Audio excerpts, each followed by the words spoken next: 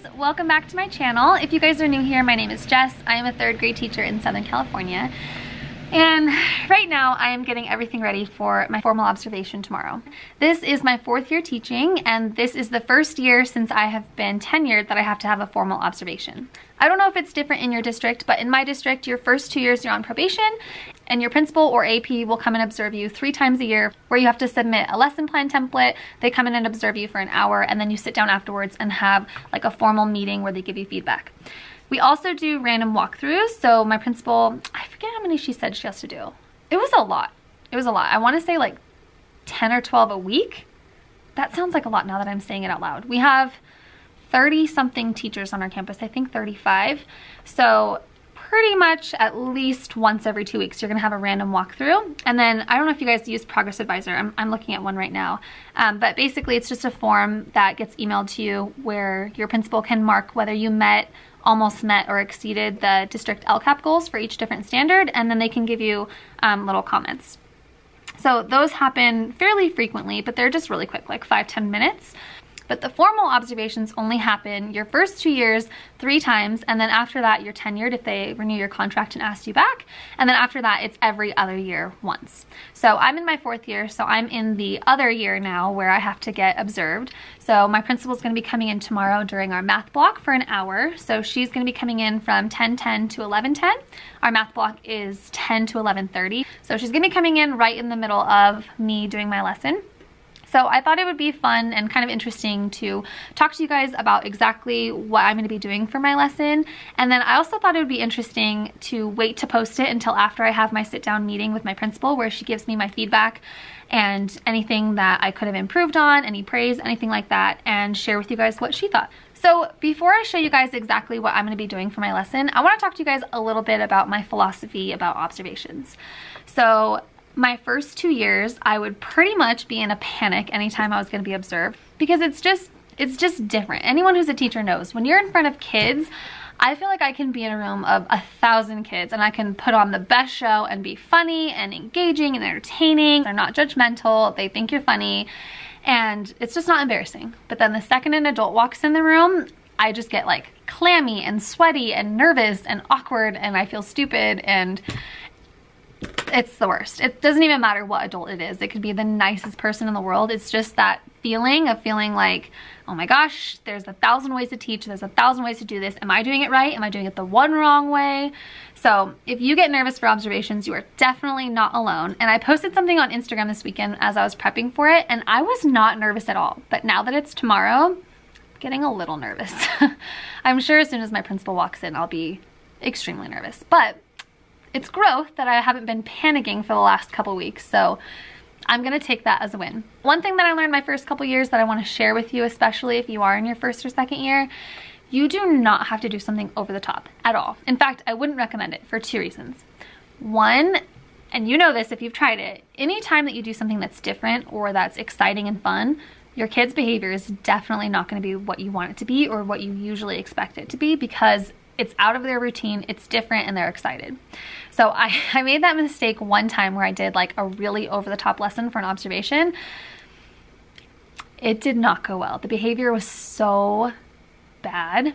And when I say so bad, like my classroom management, especially now, is like on point. So to have any kind of like deviation from that was really embarrassing to me and was just something I didn't expect. So would not recommend that. And I'm totally not blaming the kids for it. Like, it's something different, they're excited, it's fun.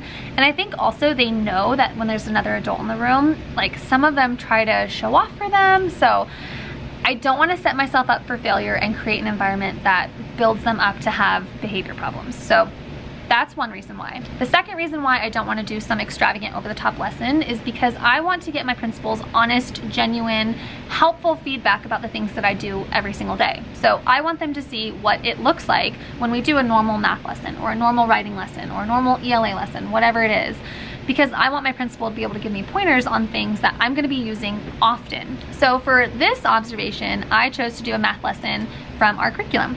So if you use Engage New York or Zern, we are going to be doing the 3rd grade module 4 lesson 10. So I'm just gonna show you guys the template that I'm using. I'm gonna show you guys the Google Slides that I took off of Embark and then kind of tweaked a little bit to make my own. And one activity that we're gonna be doing. At this point, I have zero idea how it's gonna go. So who knows, this could be an awesome lesson or it could go terribly wrong, but either way, I will share it with you guys and what I learned from it. So I'm gonna flip you guys around so I can show you the templates that I have and share with you my lesson. Okay, so this is the form that we use. I just have sticky notes covering my school name just so I can give myself a little bit of privacy. But this form came from my assistant principal, which I think they've updated it since, but she gave me the go-ahead to just use this one since it's the one I already had.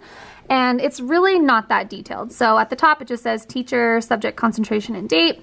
After that you just put the state standard, the learning target and success criteria, an overview of the lesson, and then anything that you'd like specific feedback on. So the standard that we're going to be working on is measurement in data 0.7, relating area to the operations of multiplication and division. So the learning target says I can use the distributive property to find the total area of a large rectangle by adding two products.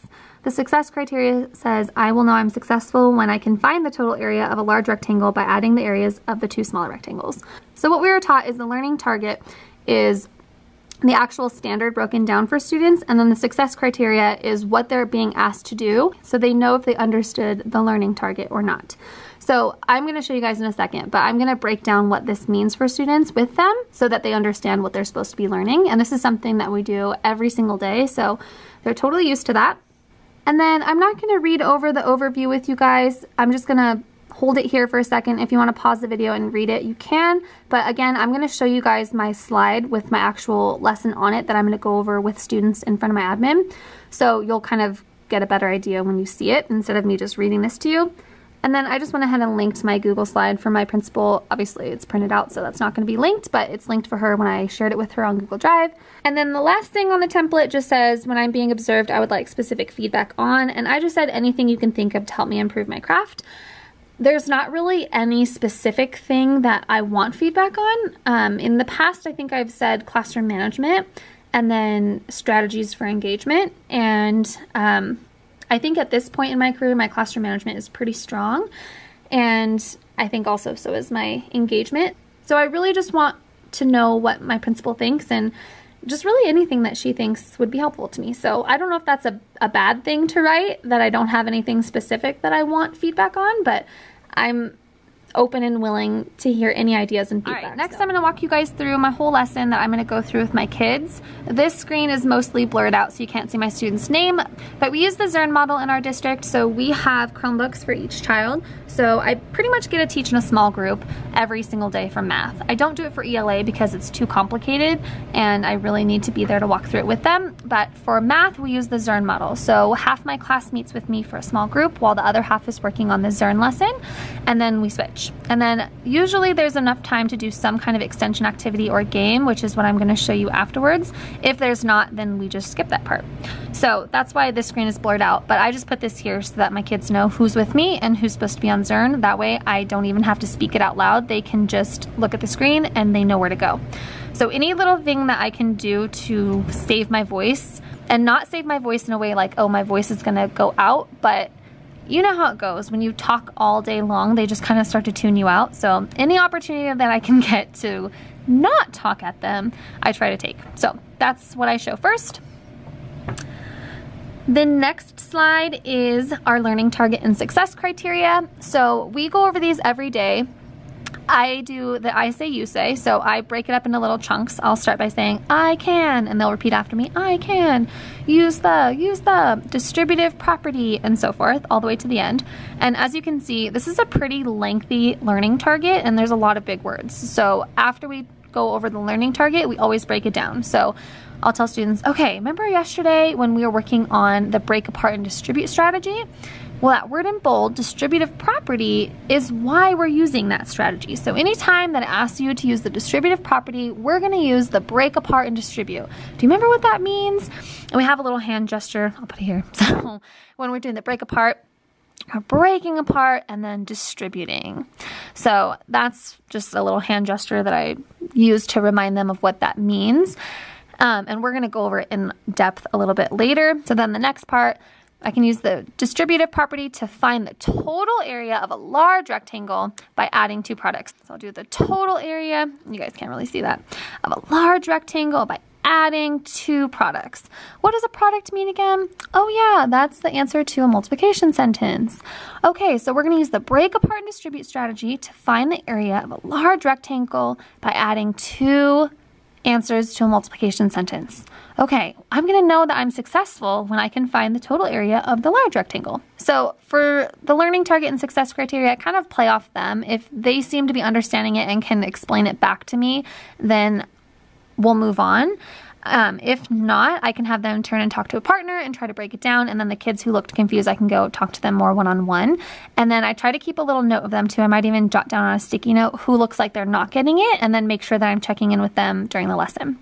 So this is a big push in my district. We've gotten a lot of training on learning target and success criteria, and I know it's something that my admin is going to be looking for, both at the beginning of the lesson, at the end of the lesson, and then also on the wall. So I also have, you guys are definitely not going to be able to see it from here, but in these squares right here are learning targets. One is math, one's vocabulary, one is the comprehension skill, and one is the comprehension strategy, and they change every single day. So I always make sure that at the beginning of my lessons, I always go over the learning target and success criteria, and then at the end as well. Okay, so the next thing is I found this little video of distributive property on YouTube.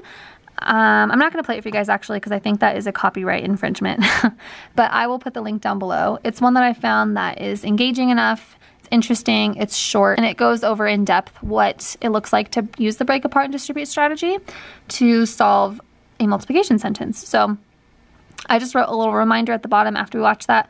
What is that strategy called that we use to solve problems using the distributive property? And hopefully they will be able to tell me the break apart and distribute strategy because we are going to use that next.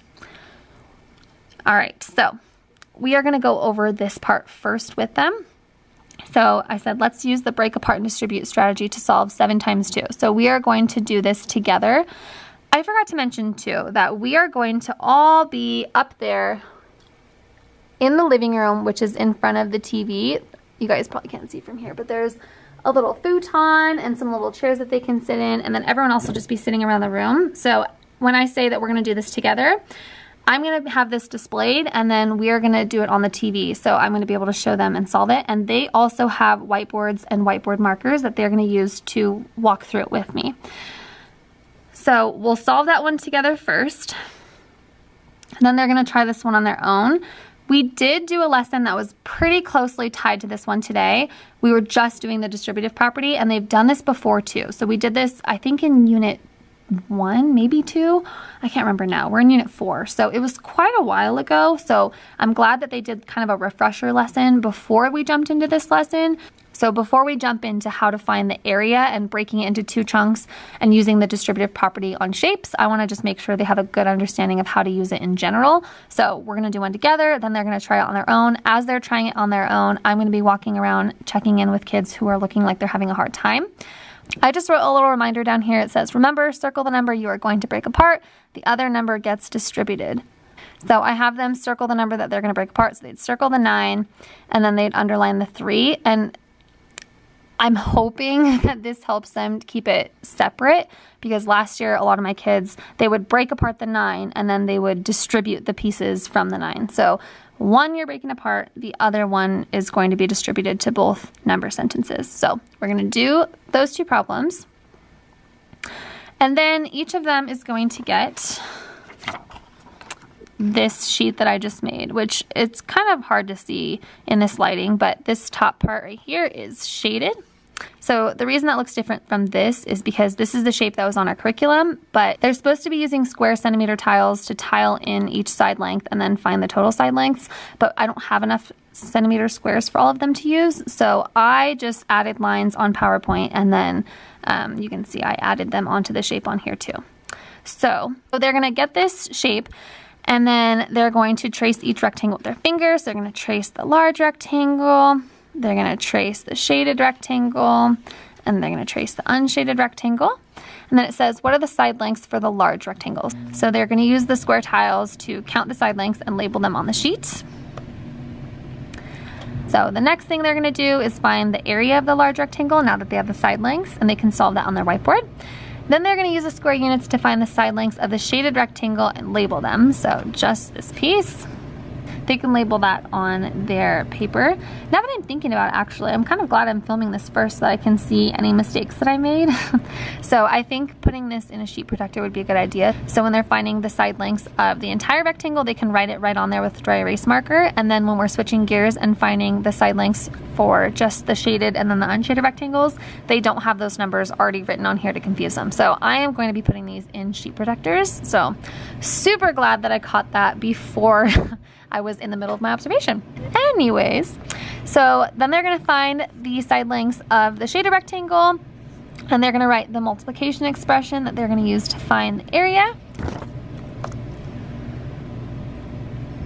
Okay, then they're gonna use the information that they just gathered for the shaded rectangle to help them find the side lengths for the unshaded rectangle. One of the questions says, what side length do we already know for the unshaded rectangle? So they're gonna already know this piece. And then they're gonna use the tiles to find the other side length for the unshaded rectangle and write the multiplication expression. On their whiteboard, they're gonna have both expressions that they use to find the shaded and the unshaded. And it says, how can we use the two expression, well, let me fix that really quick. That should say expressions. Again, so glad I'm doing this ahead of time. All right, so how can we use the two expressions to help us find the total area of the large rectangle? They're gonna talk to a neighbor and then tell me, oh, we can add them. And hopefully they make the connection from yesterday using the break apart and distribute, that once we break it apart, we're adding it back together. So this is the same thing. We have the total, we broke it into two parts, then we're gonna add them together to find the total again.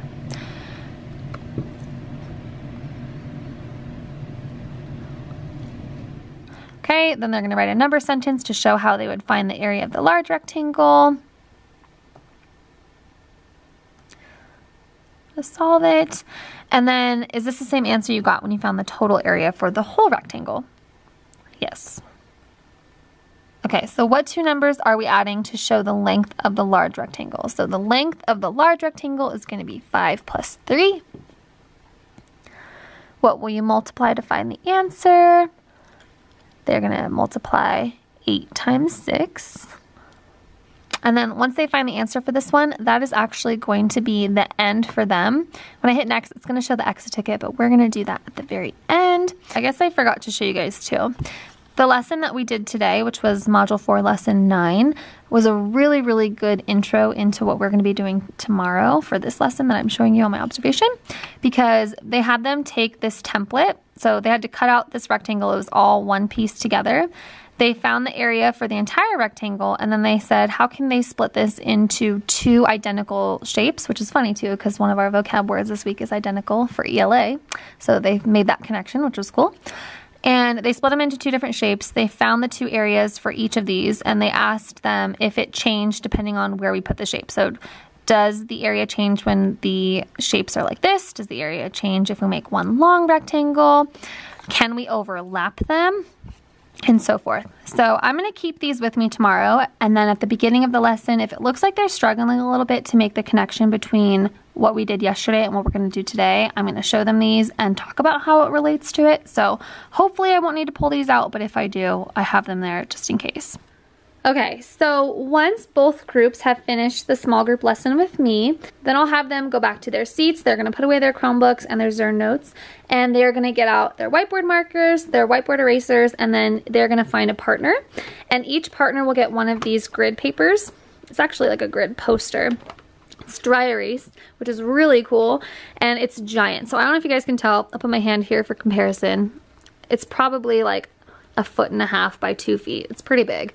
I got these, I want to say Oriental Trading. I will look it up and let you guys know for sure. And if I can find a link, I will link it. These are the coolest, and I've used these before with my class and they absolutely love them. So if I can find a link for them, I will share it with you guys. I just got them over the summer, so they should still have them. But basically what we're gonna do is we're gonna gather back as a whole group, and we're gonna practice the skill we just learned about how to break apart a larger shape into two smaller shapes, find the two areas, and then add them together to find the total for the large rectangle. So students are gonna be able to take this with their partner and sit anywhere they want around the room. A lot of times when I do stuff like this, the kids like to sit on the floor, but they don't have to. They can really sit wherever they want. They love getting to do this too because most of the time when we're doing lessons, the kids are up here and they're kind of like cramped together while we do a lesson.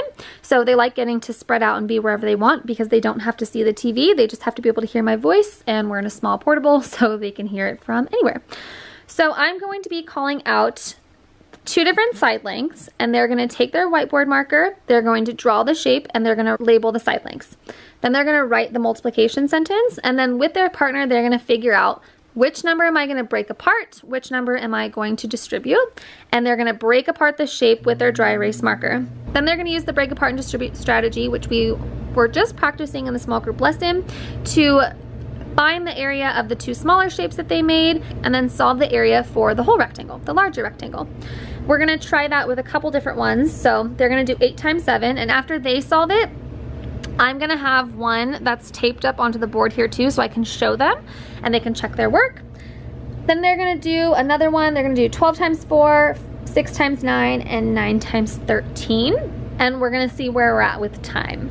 Depending on how much time we have left, we might do some more, we might cut it a little short because I also want them to do their exit ticket, and I especially want them to do their exit ticket before my principal leaves because I want to go back over the learning target. Something I just said triggered a thought in me that I needed to add this slide before my exit ticket so that I could go over it with my students again to check in with them before we do the exit ticket. So we're going to go over the learning target again.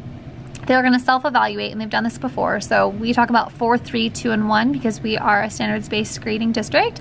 So they understand what a 4 is, what a 3 is, what a 2 is, and what a 1 is. So we're going to do a blind vote where they cover their eyes and then they show me the number of fingers based on how they feel their understanding is. And then they are going to do the exit ticket. So this is the exit ticket from the actual Engage New York book. I just copied the shape and then I just changed the wording a little bit because I don't want them to do it on a paper. I want to add in a little bit of technology and collaboration.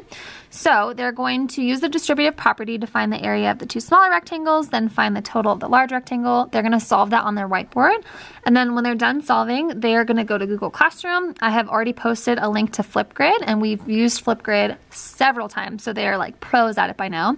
And they're going to record a video explaining how they got their answer. And then when they're done, they can submit it and then watch someone else's video and give them a glow or a grow. So a glow is them telling one of their classmates something that they really liked or something that they did well. And then a grow is an area of improvement. So if a student got the answer wrong, or if a student feels that another student got the answer wrong, then they can make a video giving them a grow in a nice way, explaining to them where their mistakes were and how they should have solved it. But we've talked several times about being kind and making sure that you're not making someone feel bad, and talking to them how you would want someone to talk to you if you got the answer wrong. So it's not to make anyone feel lesser than or feel dumb for getting the answer wrong. And we always talk about too that everyone has different strengths. So this might be really easy for you and really hard for someone else. And the lesson that we do tomorrow might totally go over your head and someone else might totally nail it. So we always want to be kind, and even if someone gets it wrong, it doesn't mean that they're not smart. They just need a little bit extra help. So let's give them that support and that help. So that is what we've got going on for our lesson. If we finish early, I also did link on the lesson template that I'm giving to my principal. Where is it? If there's any time left over, we'll be going over a few problems from the last standards mastery test on this slide. So I linked it for her. I just made a really quick Google slide. I'll show you, hold on. Okay, so I just made this slide. We do standards mastery tests on iReady based on specific standards, and they mirror the CASP test that the students are gonna have to take at the end of the year. And they're very, very challenging. So like all of this that you see on the screen right now is one question. So I just took the style of question from the standards mastery test and made my own questions to review with students. So this is not directly from iReady. This is just the type of questions that get asked so that students have practice with them, so that when they get to the state test or even when they get to the standards mastery, they understand what is being asked of them. So like one thing that was really tricky for my kids with this was that there's so many correct answers. So it says which number sentences are true if 6 is in the blank. Most of them got this wrong on the first standards mastery that we took because they just picked A and then moved on. A is true if you put 6 in the blank, but on iReady, all of these are clickable. So you have to click which ones are right, and you can click all of them if you believe all of them are true. So it's not just like pick the one right answer and move on. It's you have to solve every single one, and there's multiple answers. So I think this one, I haven't looked at it really quick, but I think there's 3 that are right. Yeah. So that's one thing that's really tricky. The other thing that's really tricky is when the answer comes first. So let me see if I included one like that. I thought I did. Yeah, so like these ones, 7 equals something divided by 3. Whew, that was hard for them because they're not used to the answer coming first. It looks backwards to them. They don't understand what it's asking of them. So if there's time, then we're just going to be going over a couple of these questions, which is something that we do anyways. So trying to think if there's anything that I missed that I want to share with you guys. And I'm also kind of trying to like prepare myself for if I'm going to miss anything tomorrow. I don't think so. I think that's it. So again, I'm just doing a lesson that we would have done normally, and I want to get my principal's honest feedback on what she thought, anything that I could have improved on, anything that I could have added, any suggestions that she has. And yeah, I'm way less nervous this time because I'm not doing something crazy different. So I do have an idea of how it's going to go because I know how it goes every single day. So that's one thing that helps alleviate the nerves a little bit, I think, is because when I was doing like an over-the-top dog and pony show type lesson, if you will, I had no idea how it was going to go because I'd never done it before. It was just something totally random. So this is a tried and true method that I know works with my students, and the only thing I could think that would go wrong is if like all of them aren't understanding the concept. But we did something very similar today that was building up to this lesson, so I think I would have an idea if they just totally didn't get it. So I'm actually kind of excited. I feel like this is going to be the first time that I'm able to get authentic feedback from my principal from a formal observation. Actually, my principal's never observed me formally. My first years, it was always my assistant principal, and then they switched. So this is the first time that she's going to be doing a formal observation. So that adds the pressure just a little bit. But I'm excited to get her feedback and see what she thinks. So like I mentioned before, I'm not sure. I don't remember, since it was so long ago that I got observed, I don't remember what the window is from when they have to meet with you after your observation. I would assume it's fairly soon because like with students, you want to give feedback as soon as possible. So I'm assuming within like the next week, maybe 2 weeks, I'll sit down with my principal and be able to go over the lesson. They always ask like, how do you think it went? What would you change? So I'm going to jot down some notes after she leaves tomorrow.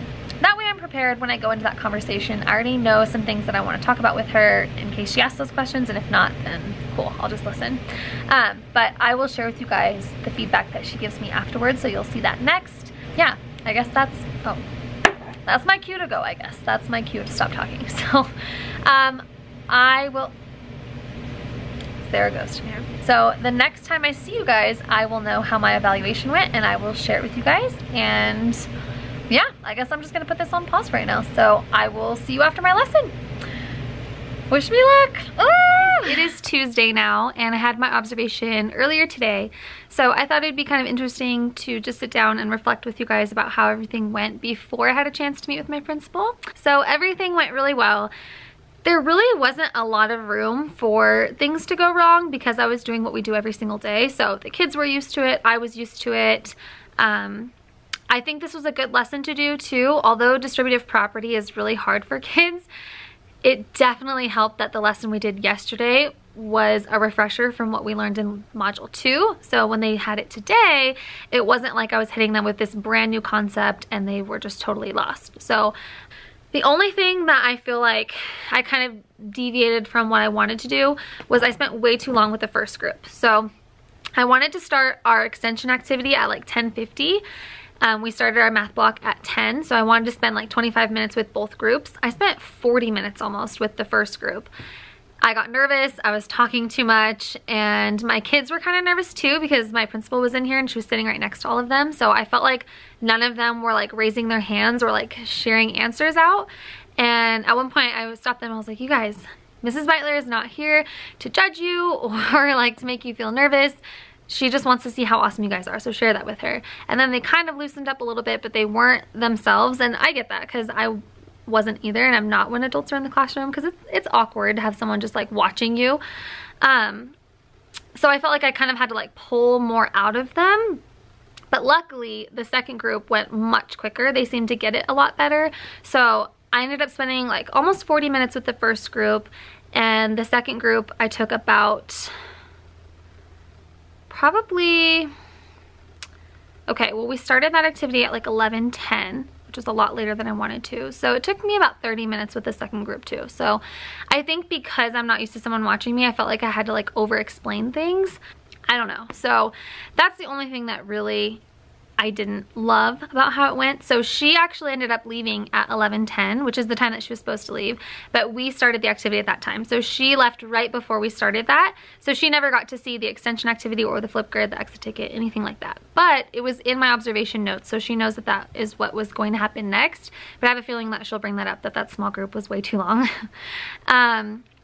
What else? There was one point where one of the groups started to kind of get off track a little bit. So I let one of the kids go up who was complaining that it was too easy. I let him go up in front of the group and then solve one of the problems. And he was being super silly. And I feel like normally without an adult in the classroom, I would have cut that off. Like I would have let him be a little silly and then I've been like, all right, it's time to get back on track. Like let's reel it in a little bit and then get them going. But it feels kind of awkward to do things like that, like to be a little bit more stern with students. And that's just something that I need to just get over because it was disruptive and I should have stopped it looking back now, but I don't know. I just got nervous and I didn't.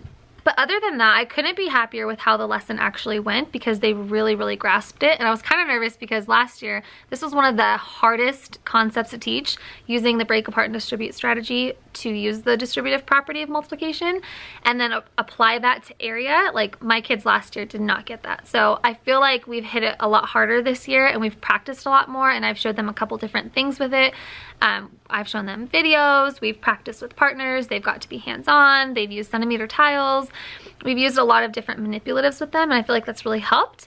So I feel like overall it went really well because the kids got it and they had fun with it. And the group that was on Zern both times were so focused, where sometimes they can get a little bit distracted or they start watching what we're doing in the small group. Like especially if I play a video or something, then some of them will start watching instead of paying attention to their computer. So that didn't happen at all. So I was super proud of them. I gave them a point for that. I don't think I've talked to you guys about that. I have like a little T-chart up there where they have to beat me in points for the day. And if they do, then they get a game at the end of the day. And they usually beat me. I'm trying to think if there was anything else that I would have done differently. Oh, the paper that I showed you guys that I made that I put in the sheet protector. I'm so glad I ended up putting that in a sheet protector. So I'm super glad that I filmed this because I wouldn't have put it in a sheet protector had I not filmed it to show you guys, because I was kind of walking through like the process and the steps of what it was going to look like in my observation, and it was perfect. That was really nice and easy to do the large square first and find the side lengths and the area and then erase it and then do the shaded and then the unshaded. So I'm really glad I put that in a sheet protector. And yeah, overall I'm just really happy with how it went, and I'm happy that it's over. So we'll see what my principal thought. I will definitely be sharing with you guys any feedback that she gives me. I want to say when they do this, they give us a form. Gosh, it's been so long since I've had an observation. Like my last one was in December of my second year, and I'm in January of my fourth year. So yeah, it's been 2 years since I've had a formal observation. So I'm pretty sure that I remember that they give you a form. Yes, okay. Now that I'm thinking about it, I have a folder in my file cabinet. So they give us a form that they type up and then they print out and go over it with us on all the different things that they noticed and all of their feedback. So I will definitely be sharing that with you guys after I meet with her. I have no idea when my meeting is with her, so I hope soon so that I can put this out for you guys, because I know some of you guys were asking on Instagram if I could share what lesson I used for my observation. So I'm super glad that I didn't end up using something that was kind of like the over-the-top extravagant lesson, because I think that this was a lot more calm and it was a lot more part of our routine every day. So the kids totally nailed it. So, oh, one thing that I wanted to share with you guys that I thought was cool that I know my principal noticed was when we were finding the area, I didn't even put on the observation template that we were going to be practicing multiplication with the skip counting songs, but every time that we were finding the area, we talked about, okay, if we're going to do 8 times 6 and I don't know my 8s, what can I do to help me? And they're like, oh, we can count the 8th song. And then we would sing it together so we could get the answer. And I loved that she got to see that because they were all on it and they were all singing it. So she knows that they have been practicing that several times and that they know that, and that's part of kind of our routine. So I liked that was built in. And then one other thing is when I was letting students come up and solve problems on the board, they were giving each other praise as they were doing it. So after the person was done solving the problem, a random student would shout out, good job, so-and-so, and then everyone else would be like, good job, so-and-so. And then that person would get to pick a celebration, and then we'd all celebrate and cheer for them. So I like that she got to see that too. I'm trying to think if there's anything else that I want to share with you guys or anything else that happened that I could possibly share. I don't think so. I think that's it. So I'm going to pause this here. I will pick you guys back up whenever I have that meeting with her and go over what my principal thought and share her feedback with you guys. So, oh, why does that keep happening? Every time I'm about to be done filming, the lights turn off. It's like there's a ghost in here, who knows? Hey guys, it is now a couple weeks later from the video that you just saw because I just had my meeting with my principal about my observation feedback, and I wanted to take a second to sit down with you guys and share with you guys how it went. This part is going to be really quick because it went really well, so I don't have a whole lot to share, but I will tell you about how it went. So I think I shared this part with you guys last time, that there's like a form that the observer will fill out, and one part of it has like a dictation of exactly what you said or exactly what was done, and it's really broken down so that anyone who's reading it would know exactly how the lesson went. So anytime we had any like little chant or cheer, she put it in there. Any like manipulatives that we're using, she would say when we pulled it out what we did with them. Anytime I had like a student go up to the board and share an answer, she wrote that down. So it was very detailed, which was nice for me because it's been a couple weeks now, so I don't even remember what the lesson was that I taught. I know now because we just talked about it. But after that, there's a section where it says suggestions, and then there's like the LCAP goals for the district and if you met them or not, and any notes that the observer had. So today was kind of a crazy day campus-wide apparently, which I didn't realize until I got up to her office. But today was a super crazy day for me, so maybe there's just like something in the air right now at my school. But my principal didn't have a chance to complete the rest of the form, so I don't have the form to show you guys, but that's okay because it wasn't filled out anyways, and I can just tell you what it said. So she had written down all of the little notes about exactly what the lesson was, and then at the end she basically just told me that I did really well, that she was really impressed. She loves all the little chants and cheers that we did. She loves the way that we build classroom community by having students uplift one another.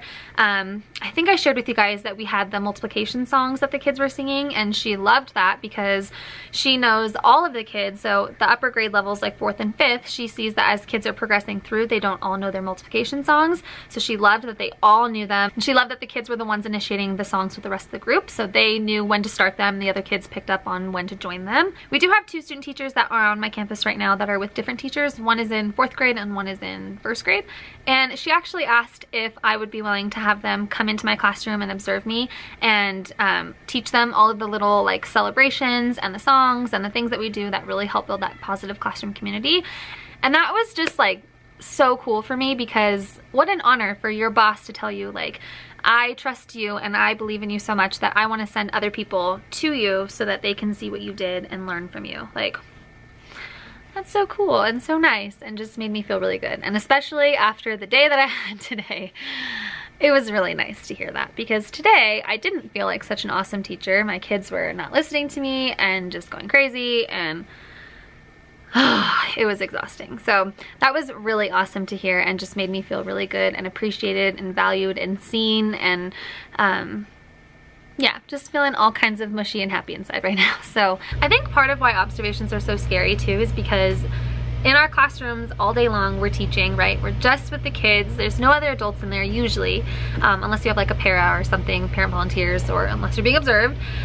So when you do have an adult come in the room, all of a sudden there's this fear like, wait, this whole time have I been doing this wrong? Like, is there something that I should be doing that I'm not doing, or vice versa, something that I'm doing that I definitely shouldn't be doing?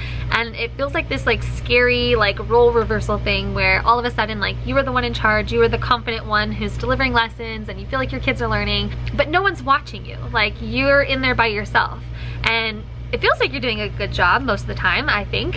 But then when you're gonna have someone come in and judge whether or not you're doing a good job, you're like, wait, am I doing a good job? Am I not doing a good job? Like, all these fears start kind of like tumbling around in your head. So I was just thinking about that and thinking that observations can be scary, but it can also be super validating. And I feel like that's kind of what I'm feeling right now. Like, and I hope that doesn't come off the wrong way. Like, I don't mean to, you know, be bragging about myself or be like, yeah, my observation went so awesome.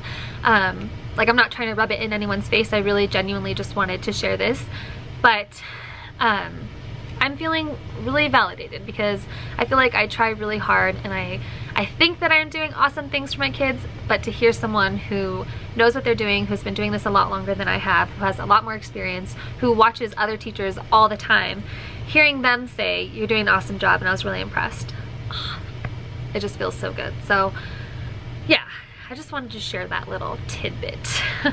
I'm sorry that this wasn't more helpful. I wish that I had like some suggestions to share with you guys. Yeah, I don't really have anything else to share, I guess. So I'm gonna end this video here.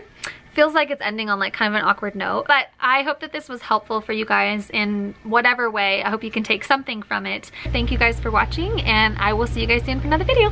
Bye!